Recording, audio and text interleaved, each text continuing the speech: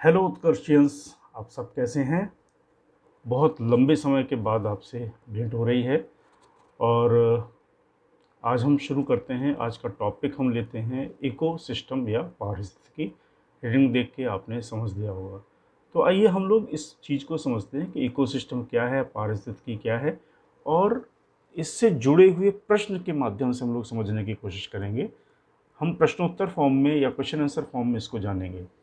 पहला प्रश्न है कि पर्यावरण और जीवित समुदाय के बीच संबंध के अध्ययन को क्या कहा जाता है। The study of the relationship between the environment and the living communities is called.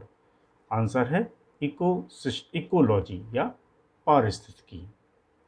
ठीक है। इसी तरह से अगला प्रश्न है, who was the first to study ecology. पारिस्थितिकी का अध्ययन करने वाला पहला व्यक्ति कौन था। आंसर है अर्नेस्ट हैकेल। Ernest Hückel. इसके बाद हम लोग नेक्स्ट क्वेश्चन की तरफ जाएंगे कि सर्वप्रथम इकोसिस्टम शब्द किसने पेश किया या प्रस्तुत किया। Who introduce first the ecosystem word. ध्यान रखने की बात है कि इकोसिस्टम का अध्ययन सबसे पहले किसने किया था, अर्नेस्ट हैकेल ने।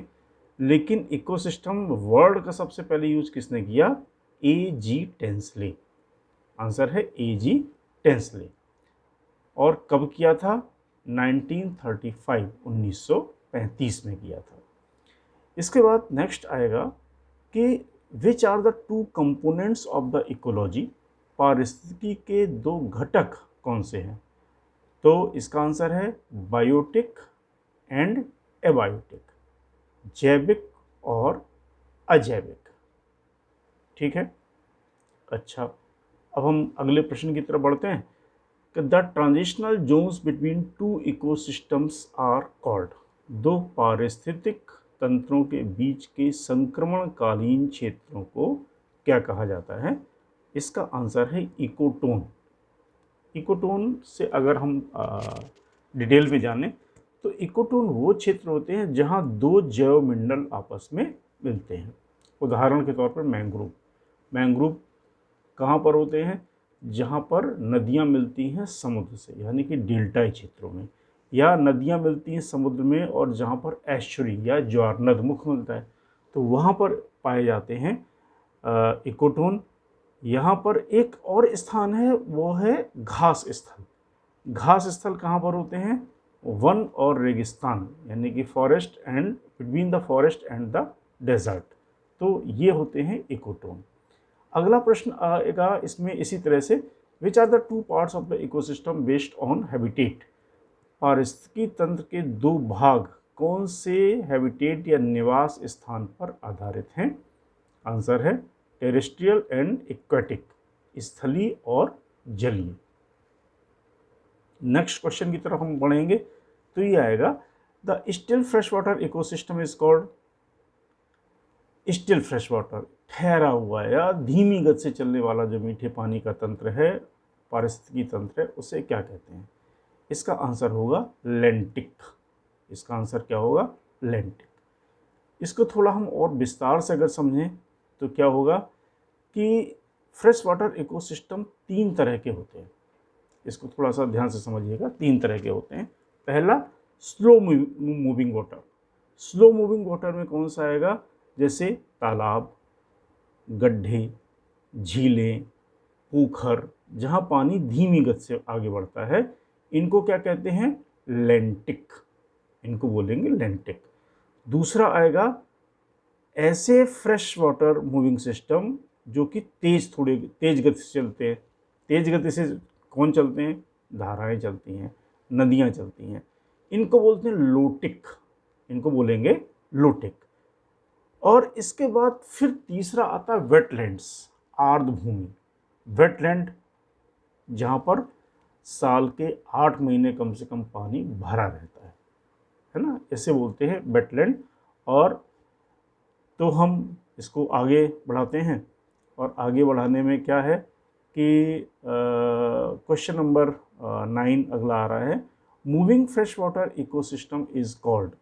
तो इसका आंसर तो मैं पीछे आपको बता चुका हूँ, लोटिक इसका आंसर होगा। फिर नेक्स्ट आएगा, the functional role of an organism in the ecosystem is called. पारिस्थितिकी तंत्र में एक जीव की कार्यात्मक भूमिका को क्या कहा जाता है? इसका आंसर है नीचे। इसका आंसर होगा नीचे। फिर नेक्स्ट पे अगर हम आएंगे, नेक्स्ट क्वेश्चन पर आएंगे, ये क्वेश्चन नंबर होगा आपका 11 और इसका क्वेश्चन क्या है? पारिस्थितिक तंत्र में जैविक घटक जो अपने भोजन को स्वयं बनाते हैं, इन्हें क्या कहा जाता है? The biotic components in the ecosystem which makes their food self are called. तो इनको आप जानते हैं, ये पूरे फूड चेन में सबसे पहले होते हैं, प्रारंभिक स्तर पर होते हैं और ये अपना भोजन स्वयं बनाते हैं, इनको बोलते हैं प्रोड्यूसर्स। अपना भोजन कैसे बनाते हैं? क्लोरोफिल होता है, ये प्रकाश संश्लेषण करते हैं, फोटोसिंथेसिस करते हैं और अपना भोजन स्वयं बनाते हैं। फूड चेन में सबसे पहले इन्हीं का स्थान है। अच्छा, अब हम आएंगे अगले प्रश्न की तरफ। The sustainable biotic group in the ecosystem is called. पारिस्थितिक तंत्र में स्थायी जैविक समूह को क्या कहा जाता है? इसका आंसर आप पहले पढ़ चुके हैं और इसे बोलते हैं इकोटोन। इसको क्या बोलेंगे? इकोटोन।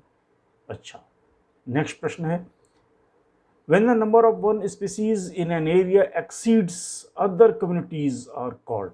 जब एक क्षेत्र में एक प्रजाति की संख्या अन्य समुदायों से अधिक होती है तो फिर इसे क्या कहेंगे? इसे बोलते हैं एज इफेक्ट। क्या बोलेंगे? Edge effect. ठीक है। प्रश्नों के माध्यम से जब हम कोई चीज़ करते हैं तो काफ़ी कम समय में हम ज़्यादा एरिया कवर कर पाते हैं और आपको भी बहुत डीप में तो नहीं जाना है लेकिन एरिया ज़्यादा कवर करना है। इसी तरह से मैं प्रश्नों के माध्यम से आपको समझाने की कोशिश कर रहा हूँ इस आज के लेसन को या चैप्टर को। नेक्स्ट क्वेश्चन आएगा, in which region of the world has the most complex ecosystem. दुनिया के किस क्षेत्र में पारिस्थितिक तंत्र सबसे अधिक जटिल है? आंसर आप गेस करेंगे? कोई गेस? हाँ, नहीं? इक्वेटोरियल रीजन, भूमध्य रेखीय क्षेत्र। अब देखिए भूमध्य रेखीय क्षेत्र क्यों होगा? भूमध्य रेखीय क्षेत्र, इक्वेटोरियल रीजन, ये लो लैटिट्यूड पर पाए जाते हैं, निम्न अक्षांशों पर पाए जाते हैं। Basically 5 degree north to in between 5 degree north to 5 degree south, 5 degree उत्तर से 5 डिग्री दक्षिण अक्षांश के बीच का एरिया। सूर्य की गर्मी साल भर बहुत ज़्यादा होती है। जब गर्मी ज़्यादा होती है तो एवोपरेशन ज़्यादा होगा, वाष्पीकरण ज़्यादा होगा। जब वाष्पीकरण ज़्यादा होगा तो रेन ज़्यादा होगी, वर्षा ज़्यादा होगी। जब वर्षा ज़्यादा होगी तो वनस्पतियाँ ज़्यादा होंगी। तो यहाँ पर जो ट्रॉपिकल रेन फॉरेस्ट पाए जाते हैं, उष्णकटिबंधीय वर्षा वन पाए जाते हैं, ये सबसे कॉम्प्लेक्स इकोसिस्टम है दुनिया में, क्योंकि यहाँ पर बड़ी संख्या में प्लांट और एनिमल और डिफरेंट टाइप की स्पीसीज़ पाई जाती हैं। ठीक है। और ये बायोडाइवर्सिटी के, जैव विविधता के हॉटस्पॉट होते हैं, क्योंकि इन्हें सूटेबल इन्वायरमेंट मिलता है। इसलिए इसे हम सबसे कठिन पारिस्थितिक तंत्र भी कहते हैं। ठीक है। Because it consist of a large number of plants and animals species that very among each other.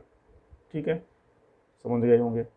अच्छा, नेक्स्ट क्वेश्चन है, यानी कि question number 15, where are the most stable ecosystem found. सबसे स्थिर पारिस्थितिक तंत्र कहाँ पाए जाते हैं? तो ये है ओशन, महासागर।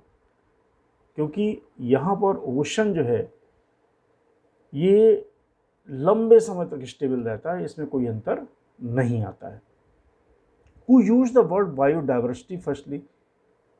जैव विविधता शब्द का सबसे पहला प्रयोग किसने किया था? तो इसका आंसर है E.A. नॉर्स।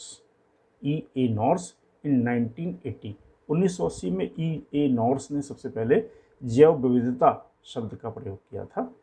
इसके बाद नेक्स्ट क्वेश्चन की तरफ हम जाएंगे तो आएगा, which one is the richest area of biodiversity. जैव विविधता का सबसे समृद्ध क्षेत्र कौन सा है? अब मैंने अभी पीछे बताया है, ट्रॉपिकल रेन फॉरेस्ट, उष्ण कटिबंधीय वर्षा वन। ठीक है।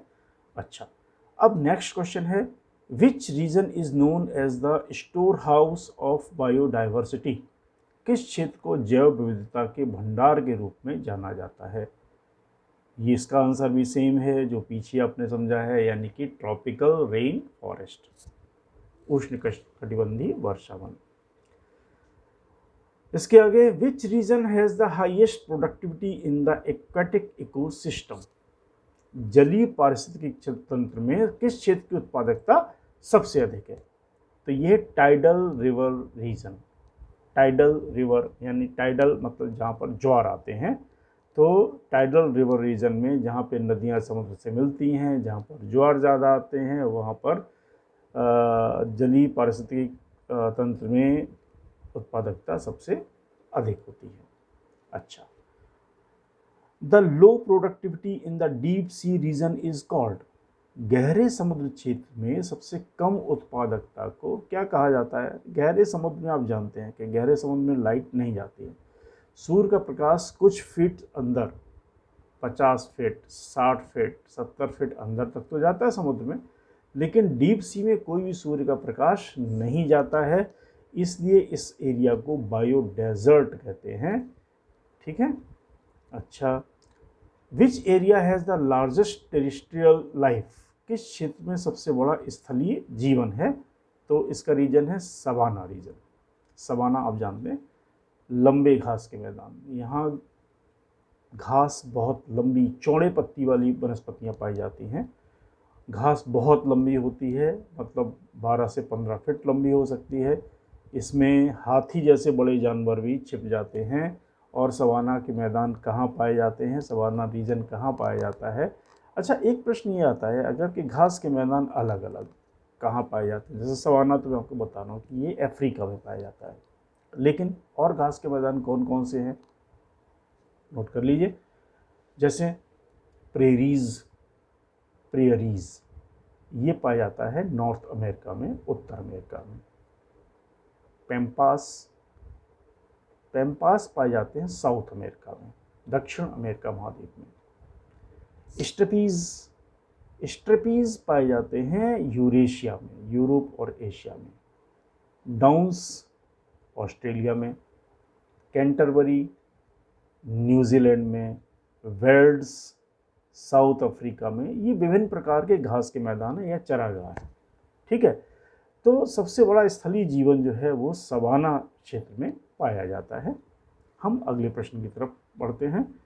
अगला प्रश्न है, how many percentage of the world is occupied by the savanna region, सवाना क्षेत्र पर दुनिया के कितने प्रतिशत क्षेत्र में फैला हुआ है, या दुनिया के कितने प्रतिशत क्षेत्र में सवाना रीजन फैला हुआ है? तो इसका आंसर है 24%, 24%। ठीक। Next, herbivorous animals are also called, शाकाहारी जानवरों को क्या कहा जाता है? शाकाहारी जानवर फूड चेन में कहाँ पर आएंगे? प्रोड्यूसर के जस्ट बाद, उत्पादक के जस्ट बाद। उत्पादक कौन से हैं? यानी कि वनस्पतियाँ हैं, प्लांट्स हैं, ये प्रोड्यूसर है। और शाकाहारी या हर्बीवोरस इनको खाते हैं, तो ये दूसरे नंबर पर आते हैं। इसको हम प्राइमरी कंज्यूमर भी कह सकते हैं, क्योंकि उसके पहले तो प्रोड्यूसर है, तो प्रोड्यूसर के बाद प्राइमरी कंज्यूमर, प्राथमिक उपभोक्ता जो है वो है हर्बीवोरस या शाकाहारी। अच्छा, अगला प्रश्न है, the first nutritional order includes, nutrition में पहला स्थान किसका है? पहले क्रम में कौन आएगा? प्लांट्स, निश्चित रूप से प्लांट्स आएंगे, यानी कि पौधे आएंगे। अच्छा, question number 25, what is the percentage of energy transformation from one nutrition order to another nutrition order in a food chain system? मतलब इसका क्या हुआ? खाद्य श्रृंखला प्रणाली में एक पोषण संबंधी क्रम से दूसरे पोषण क्रम तक ऊर्जा परिवर्तन का प्रतिशत क्या है? बहुत इंटरेस्टिंग आंसर है, ओनली 10%।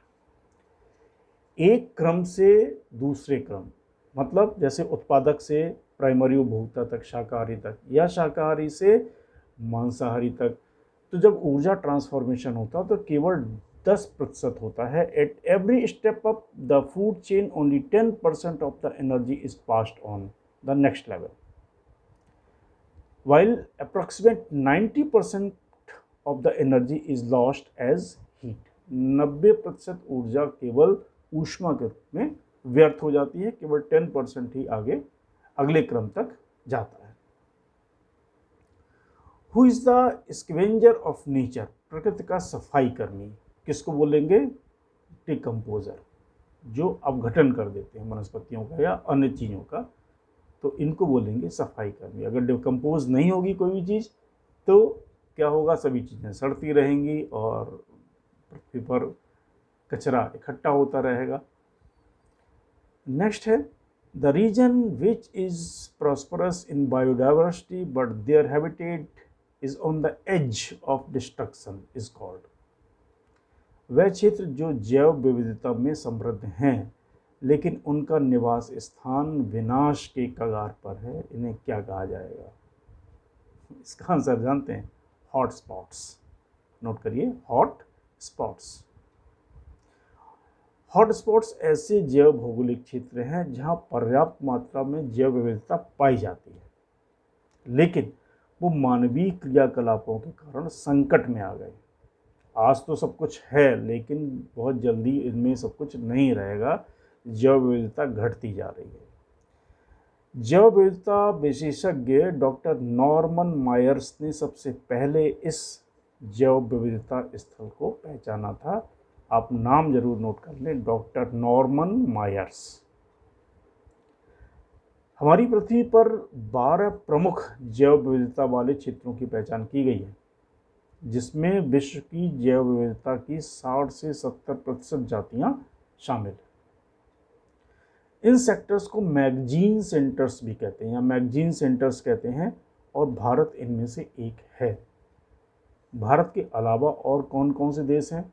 नोट करें, Mexico, Colombia, Brazil, Peru, Ecuador, Zaire, Madagascar, Indonesia, Malaysia, Bharat, चीन और ऑस्ट्रेलिया। ये 12 हैं मैगजीन सेंटर्स जहाँ पर हॉटस्पॉट्स हैं। ठीक है, अच्छा, अब हम अगले प्रश्न की तरफ बढ़ते हैं कि भारत में कितने हॉटस्पॉट क्षेत्र हैं? How many hotspots region in India? 4। ठीक है, अगला प्रश्न, which region is declared as the first hotspot in India? Bharat में किस क्षेत्र को पहला हॉटस्पॉट घोषित किया गया है? आंसर होगा वेस्टर्न घाट्स, पश्चिमी घाट। पश्चिमी घाट का नीलगिरी क्षेत्र जो है, नीलगिरी रीजन को पहला हॉटस्पॉट भारत का घोषित किया गया है। ठीक है, next, an oceanic sensitive zone is called, महासागरीय संवेदनशील क्षेत्र को क्या कहा जाता है? Hope spot. जहां जैव विविधता खतरे में है वो हॉट स्पॉट है, लेकिन संवेदनशील क्षेत्र को क्या कहा जाएगा?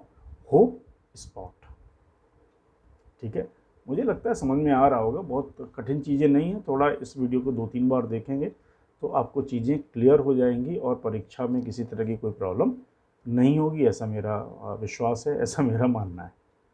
अच्छा, अगले प्रश्न की ओर बढ़ते हैं। What is the percentage of India's contribution to global biodiversity? वैश्विक जैव विविधता में भारत की योगदान का कितना प्रतिशत है? आंसर बहुत अच्छा नहीं होगा क्योंकि ये बहुत कम है, केवल 8% है, ओनली 8%। अच्छा, 8% क्यों? आपको कोई अंदाजा है इस बात का?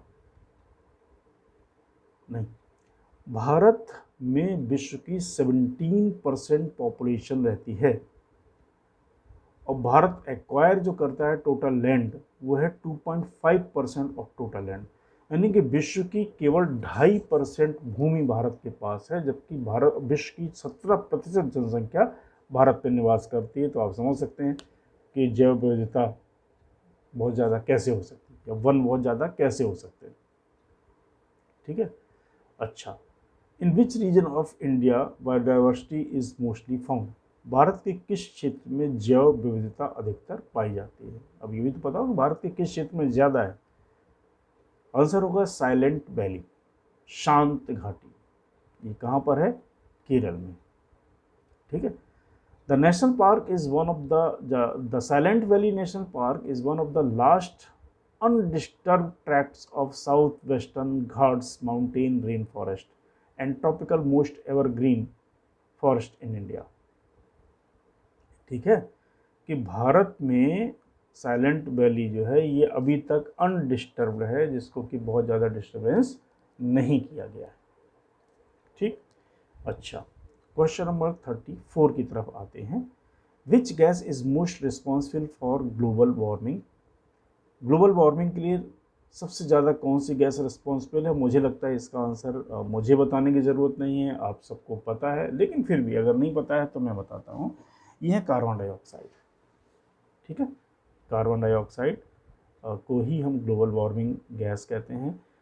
कार्बन डाइऑक्साइड गैस हीट को बहुत ज़्यादा रिटेन करती है ना, ऊष्मा को बहुत ज़्यादा ये अवशोषित करती है, और इसीलिए हम इसको ग्लोबल वार्मिंग या ग्रीन हाउस गैस कहते हैं।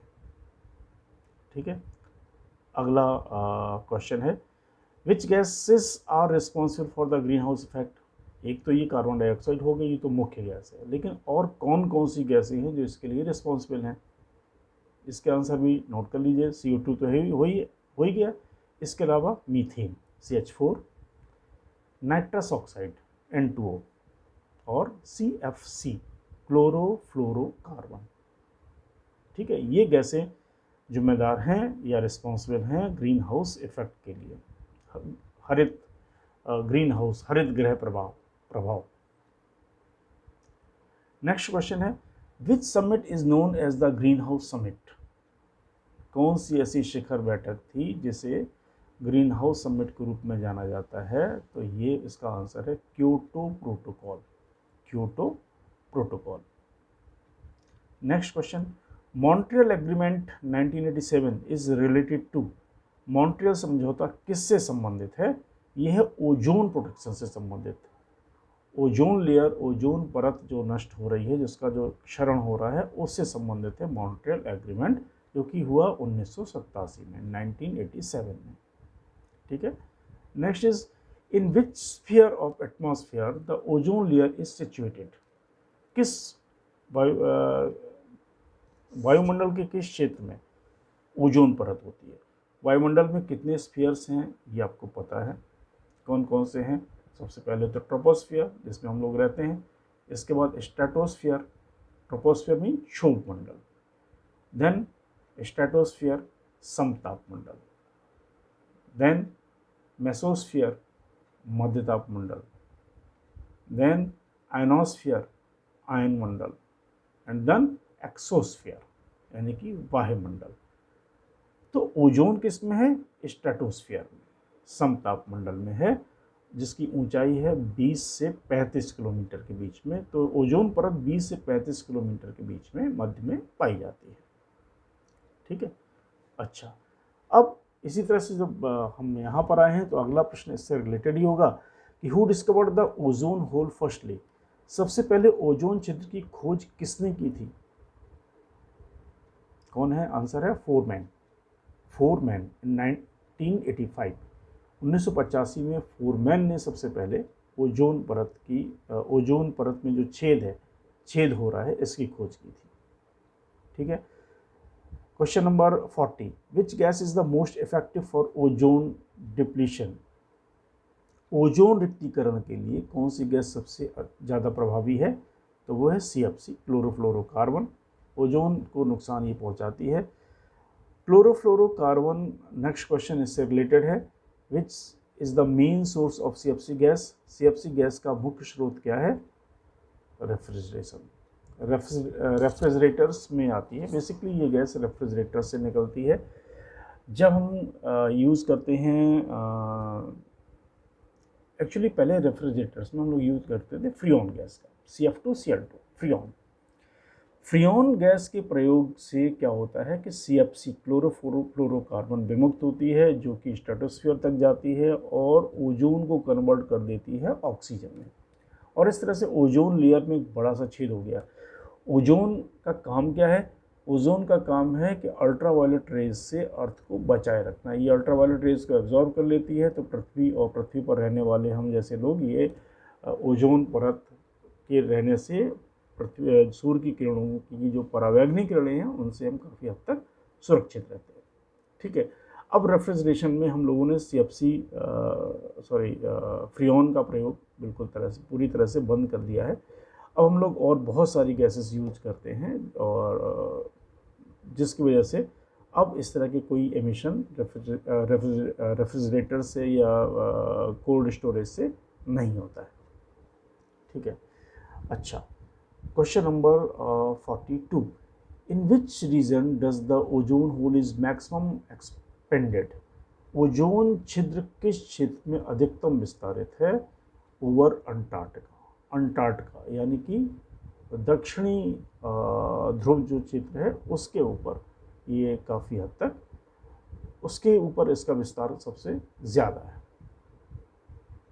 ठीक है, नेक्स्ट है the Ramsar treaty is related to. Ramsar संधि किससे संबंधित है? रामसर संधि संबंधित है किसके द्वारा? रामसर पहले तो है कहाँ पर? ये ईरान में। ठीक है, किससे संबंधित है? वेटलैंड्स प्रोटेक्शन, जो आर्द्र क्षेत्र हैं, आर्द्र भूमि है, उसको सुरक्षित या संरक्षित रखने से संबंधित है। थोड़ा सा इसके बारे में और जान लें। ईरान का एक शहर है रामसर, वहाँ 2 फरवरी सन 1971 को कई राष्ट्रों ने एक मीटिंग की और एक मेमोरेंडम साइन किया गया था और ये 21 दिसंबर 1975 से प्रभाव में भी आ गया था। ठीक है, इस समिट की जो होस्ट था या मेजबानी थी वो ईरान के पर्यावरण विभाग द्वारा की गई थी। वेटलैंड क्या है? पानी से संतृप्त सैचुरेटेड भूभाग, ये वेटलैंड कहलाते हैं। रामसर और इस समय में जो परिभाषा स्वीकार की गई थी वो ये थी कि आर्द्रभूमि एक ऐसा स्थान है जहाँ वर्ष में कम से कम 8 महीने तक पानी भरा रहता है। 8 महीने तक जहाँ पानी भरा रहता है, दलदली क्षेत्र होते हैं बेसिकली ये।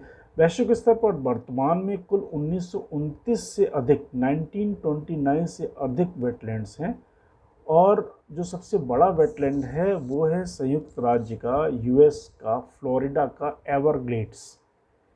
फ्लोरिडा का एवरग्लेड सबसे बड़ी वेटलैंड के रूप में जाना जाता है। ठीक है, next, river pollution level is measured by. नदी का प्रदूषण स्तर किसके द्वारा मापा जाता है? इसका आंसर होगा BOD, बायोकेमिकल ऑक्सीजन डिमांड, इसके द्वारा मापा जाता है। ठीक है, नदी का प्रदूषण स्तर। Question number 45, list of endangered creatures and plants is published.